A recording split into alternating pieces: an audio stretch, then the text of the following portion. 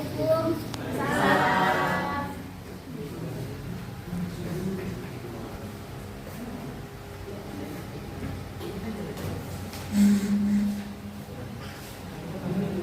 Selamat pagi anak-anak, bagaimana kabarnya?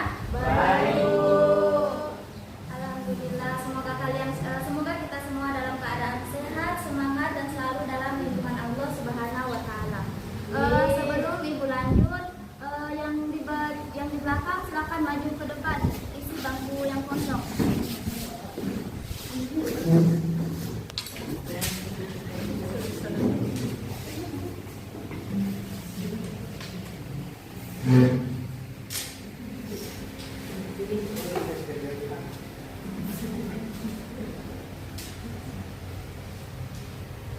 Alhamdulillah, puji syukur atas kehadirat Allah Subhanahu wa taala yang telah memberikan kita nikmat kesehatan serta kesempatan sehingga kita masih dapat berkumpul di tempat ini dalam keadaan sehat walafiat. Sebelum kita mulai pelajaran, mari kita awali kegiatan hari ini dengan membaca doa agar ilmu yang kita pelajari hari ini bisa menjadi berkah dan membawa manfaat di dunia wal akhirah. Siapa nama kelasnya? Mawang, silakan pimpin doa. Ya teman-teman, kita belajar, kita berdoa menurut saya nanti. Mulai.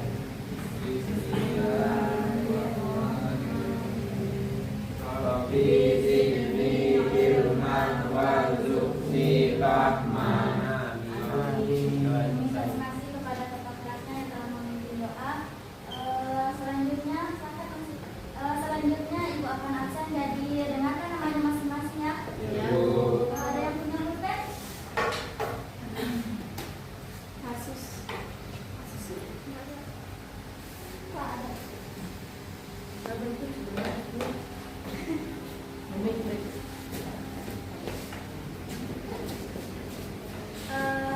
Hari Diastuti, hadir Bu Gita, hadir Bu Elsa Hidayah, hadir Mawar, Emra, Hadir Bu. semuanya hadir atau ada yang tidak hadir? Hadir, Bu. Siapa yang tidak hadir? Terima kasih Bu. Jadi untuk teman-temannya yang tidak hadir, mari kita doakan agar cepat sembuh dan berkumpul bersama kita di tempat ini. Kemudian untuk materi yang lalu masih ada yang ingat?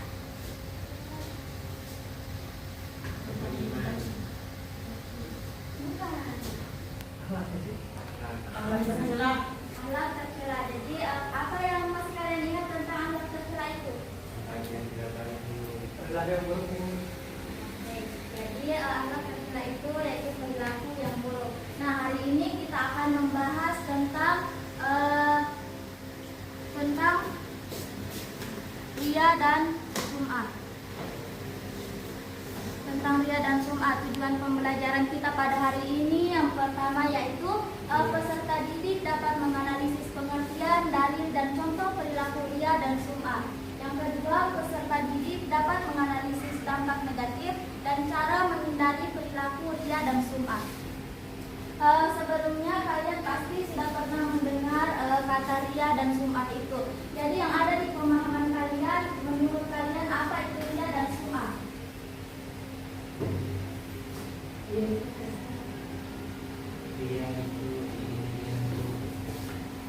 Sum'ah?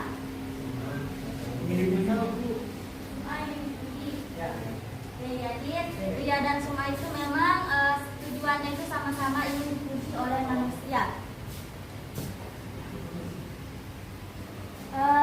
Dapat dilihat definisi riya. Riya secara bahasa berarti menampakkan atau memperlihatkan.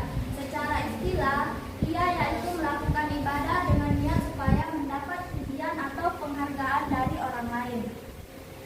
Nah, sedangkan sum'ah secara bahasa berarti memperdengarkan.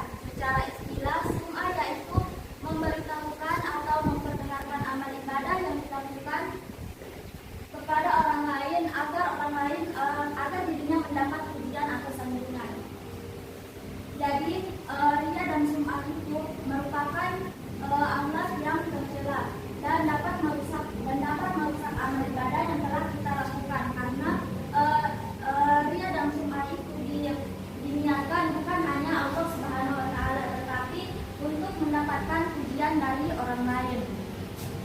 sum'ah dan ria itu tergolong ke dalam syirik kecil.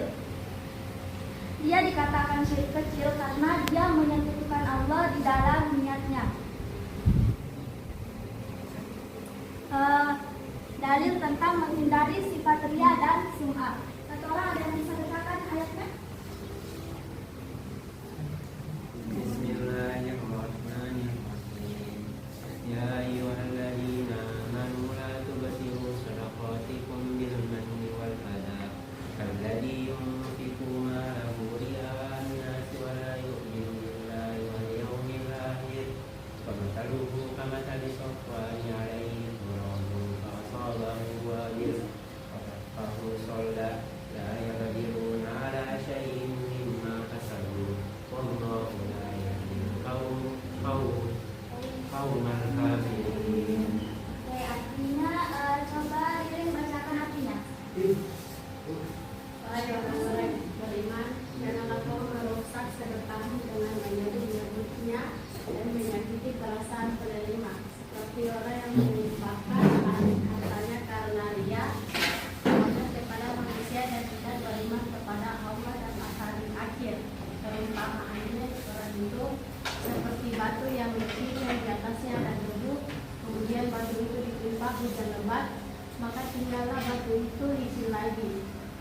Mereka tidak memperoleh sesuatu apapun dari apa yang mereka kerjakan, dan Allah tidak memberi petunjuk kepada orang-orang kafir. Dan itulah dalil tentang sifat ria dan sum'ah. Dapat dilihat pada ilustrasi gambar di atas. Gambar di atas itu menjelaskan tentang sifat ria dan sum'ah. Ada yang paham tentang ilustrasi gambar di atas? Ya. Dia menjelaskan tentang apa? Ria.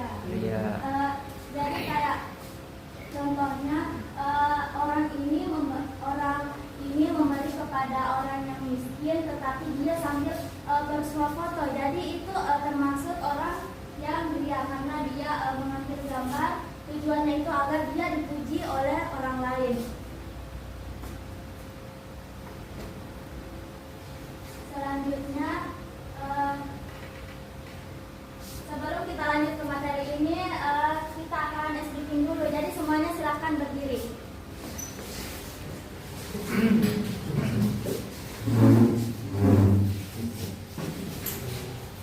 Jadi briefingnya itu tepuk fokus. Semuanya tahu tepuk fokus? Tidak, Bu. Jadi kalau saya bilang tepuk fokus, kalian bilang Fokus. bukan.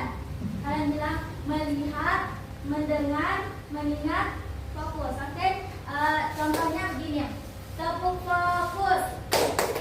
Melihat, mendengar, mengingat, fokus. Bersuara, semuanya bersuara. Tepuk fokus.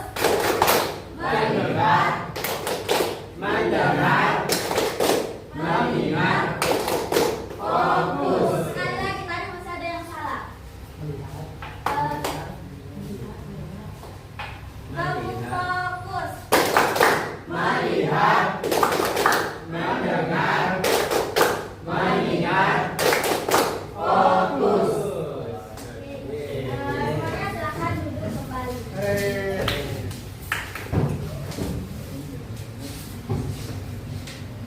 Selanjutnya kita akan membahas tentang tingkatan ria. Ria dibagi menjadi dua tingkatan, yaitu ria kholis dan ria syirik. Ria kholis yaitu melakukan ibadah hanya untuk mendapatkan pujian dari manusia. Sebagaimana contohnya kita itu mau beribadah, tetapi ketika banyak orang biar kita mendapatkan pujian dari orang lain. Nah, yang kedua itu ria syirik. Ria syirik yaitu melakukan suatu perbuatan karena niat menjalankan perintah Allah dan sekaligus ingin mendapatkan sanjungan dari orang lain. Contoh perbuatannya 9 menit namanya Contoh perbuatannya itu ria dalam niat. Ria dalam niat itu seseorang berkata bahwa dia ikhlas beribadah karena Allah, padahal dalam dirinya tidak demikian. Maka hal ini dia Yang ketiga termasuk ria dalam niat. Yang kedua, ria dalam perbuatan. Seseorang memperlihatkan badan yang kurus dan wajah yang pucat agar dia disangka sedang berpuasa dan menghabiskan waktu malam untuk sholat tahajud. Yang kedua, seseorang memakai baju muslim lengkap dengan surbannya agar dia disangka sebagai orang yang soleh. Yang ketiga, seseorang memperlihatkan tanda hitam di dahi agar dia disangka sebagai ahli sujud.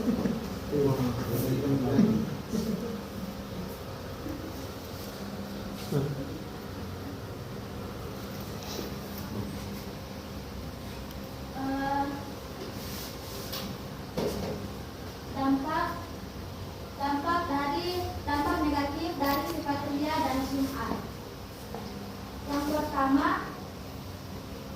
Yang pertama itu muncul rasa tidak puas atas amal yang telah dikerjakan. Yang kedua, muncul rasa gelisah saat melakukan amal kebaikan. Saat orang yang mempunyai sifat ria dan sum'ah, ketika dia berbuat kebaikan, dia berbuat kebaikan, dia akan merasa gelisah saat perbuatannya itu tidak dilihat oleh orang lain.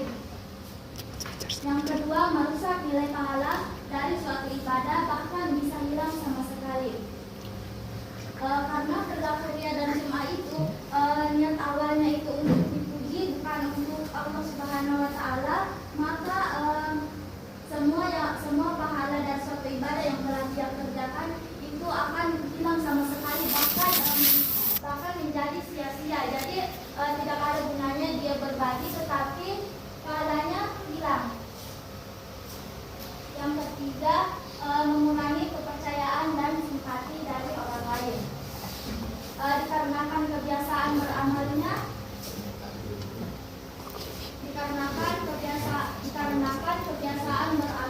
itu untuk mendapatkan pujian, bukan ikhlas karena Allah. Jadi orang yang melihatnya itu lama-kelamaan dia akan merasa tidak peduli lagi dengan perilaku yang dilakukan orang tersebut. Yang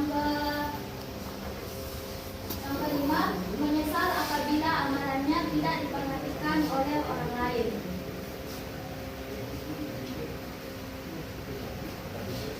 Orang yang memiliki sifat ria, dia cenderung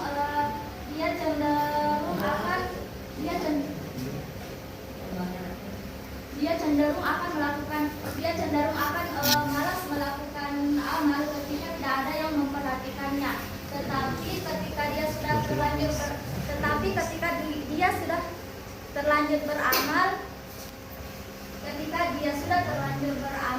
maka dia akan merasa menyesal karena tidak ada yang memperhatikan. Jadi dia merasa tadi saya sia-sia beramal karena tidak ada yang melihat atau tidak dapat pujian begitu. Yang keenam, menimbulkan sentimen pribadi dari orang lain karena adanya perasaan iri dan dengki. Nah, ketika seseorang terlalu menonjolkan amalnya, itu bisa menimbulkan iri dengki dari orang lain, dan itu juga bisa merusak hubungan sosial dan juga ukhuwah sesama manusia.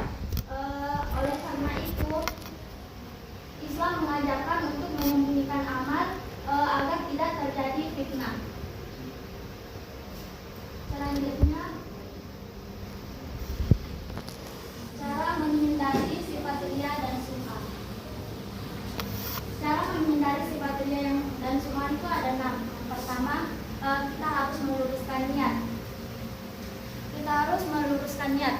Segala amalan yang kita lakukan itu tergantung daripada apa yang kita niatkan. Sebagaimana sabda Rasul, innamal a'malu binniyat wa innamal likulli imri'in ma nawa. Yang artinya sesungguhnya amal itu tergantung daripada apa yang kita niatkan, dan seseorang akan mendapatkan sesuatu sesuai dengan apa yang dia niatkan. Oleh karena itu niatkanlah semua amal kita itu untuk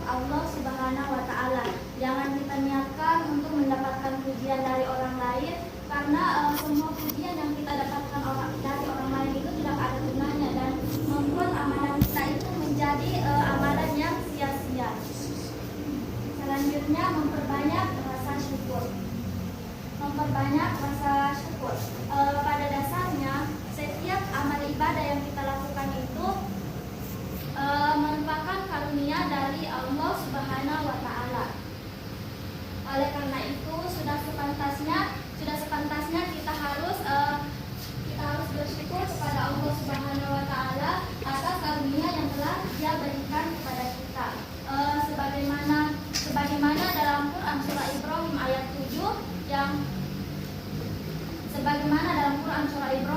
7 Allah menegaskan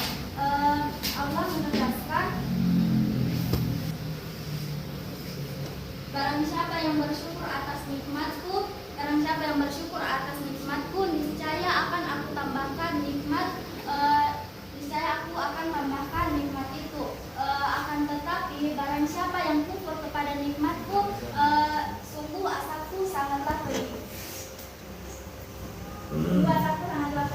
Jadi apabila kita menjadi seseorang yang senantiasa bersyukur kepada Allah, maka kita tidak akan lagi mengharapkan pujian dari orang lain. Karena pujian dari orang lain itu sebenarnya tidak ada gunanya. Selanjutnya menyadari bahwa dirinya adalah hamba Allah Subhanahu wa taala. Dan yang keempat, memperbanyak ingat kematian. Sebagai hamba Allah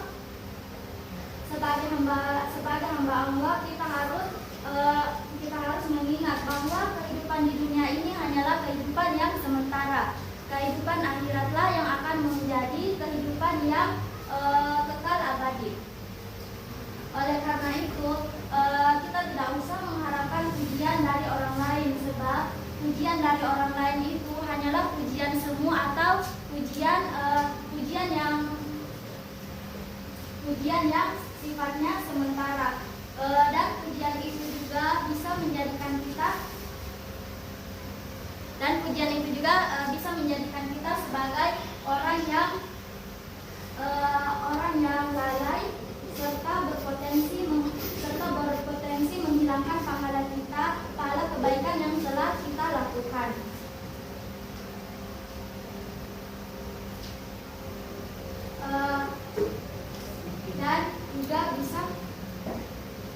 Dan juga bisa menjerumuskan kita ke dalam neraka. Yang kelima, memohon pertolongan Allah. Dan yang terakhir, membiasakan hidup sederhana. Dengan membiasakan gaya hidup sederhana dapat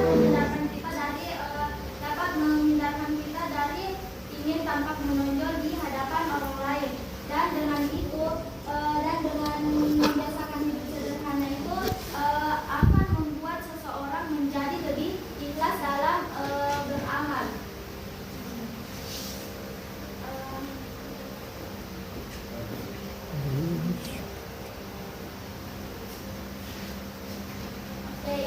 Itu materi yang bisa saya sampaikan.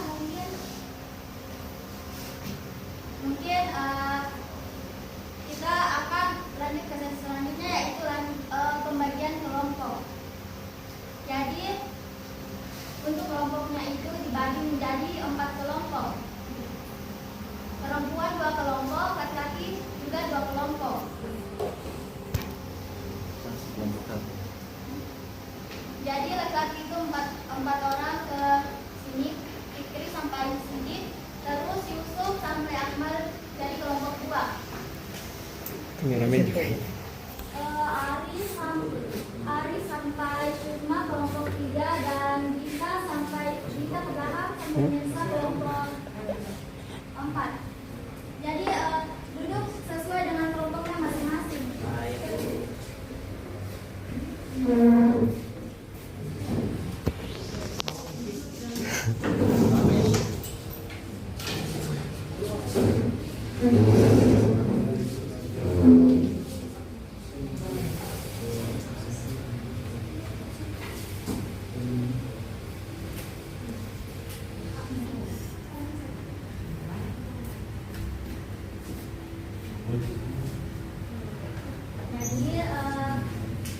Jadi tugasnya itu kalian membuat quotes tentang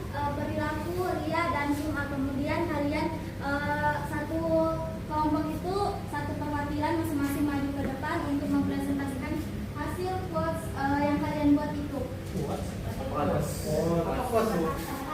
Oh kata-kata. Laki-lakinya itu membuat quotes tentang dia dan perempuannya membuat quotes tentang sifat sum'ah. Contohnya Bu. Tanya bu. Contohnya, kalian buat kata-kata tentang sifat.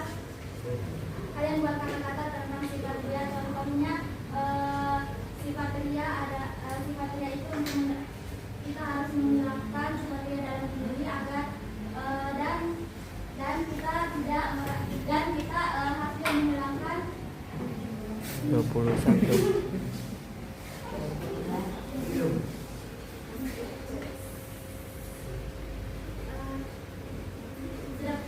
ada yang sedang Berapa menit bu? untuk membuat quotes 2 menit.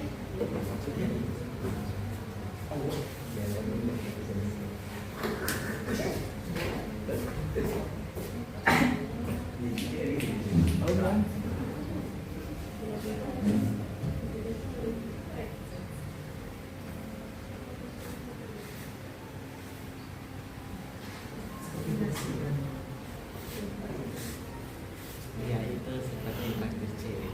Tadi udah habis sia-sia. Saya jadi saya kopi saya.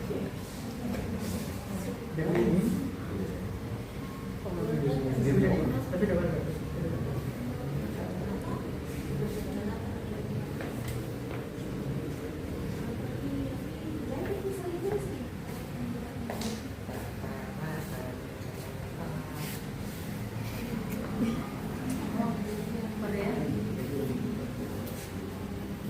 dapat. Nanti kebagian Yakul.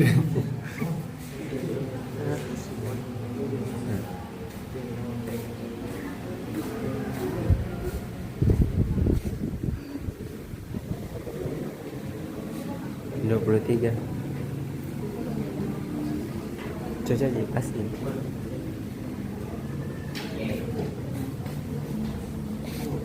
Sudah ada yang selesai?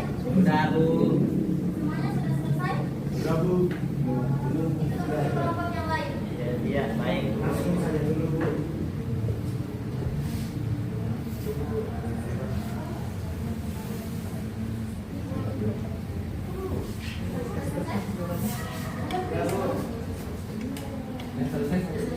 Bantuan. Bagi kelompok berapa yang sudah selesai? Sama kami. Satu. Kelompok satu juga sedang bu. Kelompok 1, 2, dan 4. Ya. Tiga baru. Ya, oke. Oke, jadi sambil menunggu kelompok yang lainnya, kelompok 1 silakan untuk maju ke depan. Kelompok satu. Baik. Assalamualaikum warahmatullahi wabarakatuh. Waalaikumsalam. Halo teman-teman. Halo.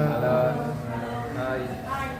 Saya dari kelompok 1 ingin untuk menyelesaikan hasil kuis kami yang telah disebutkan oleh Ibu, yaitu tentang kuis tentang Ria. Oke. Ria itu pas dari kami. Ria itu seperti traktir cewek. Kenapa tuh? Kelihatan indah tapi sia-sia. Ya dari kami.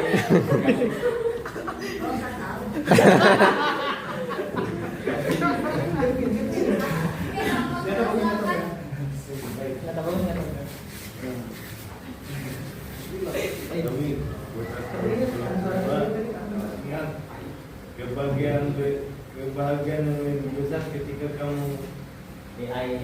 kebahagiaan yang paling besar itu adalah ketika kamu memberikan sesuatu yang kamu komitkan. Ketika kamu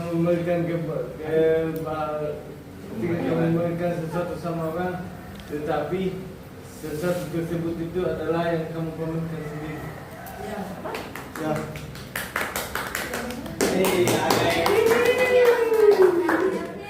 Kelompok 3 saja.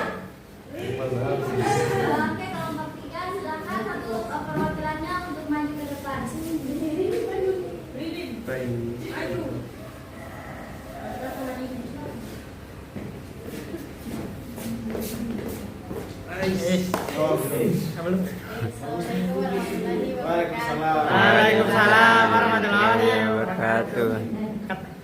Kata-katanya hari ini. Kata-kata hari ini.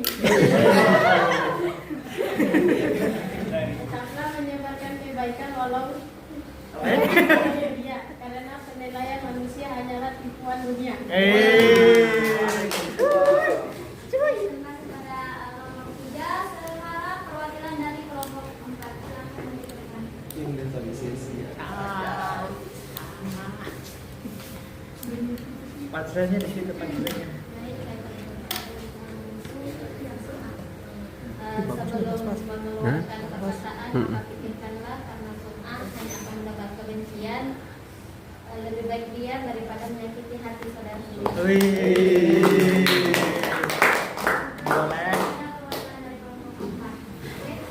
Semua pasnya itu Betul. yaitu seperti mentraktir cewek, artinya semuanya itu akan menjadi sia-sia.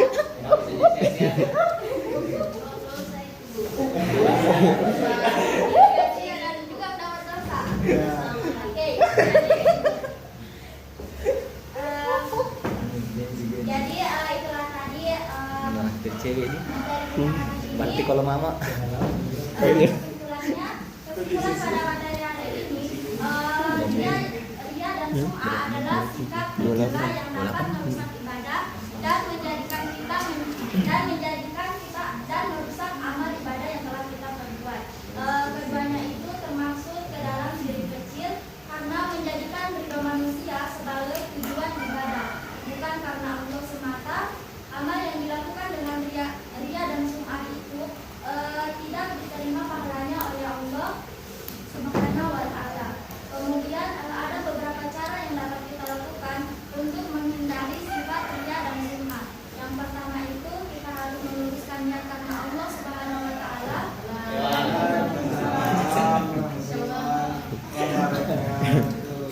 Yang kedua menjaga hati dari WC tahu. yang ketiga, tidak menceritakan amal kebaikan dengan maksud pamer. Yang keempat, memperbanyak doa agar dijauhkan dari sifat tercela. Orang yang ikhlas dalam beramal, dia akan mendapatkan pahala besar dari Allah Subhanahu wa ta'ala. Sedangkan orang yang berbuat ria dan sum'ah hanya akan mendapatkan pujian sementara dari manusia, tetapi dia akan mendapatkan kerugian besar di akhirat nanti. Bismillah, itu saja materi yang saya sampaikan. Wassalamualaikum warahmatullahi wabarakatuh. Waalaikumsalam.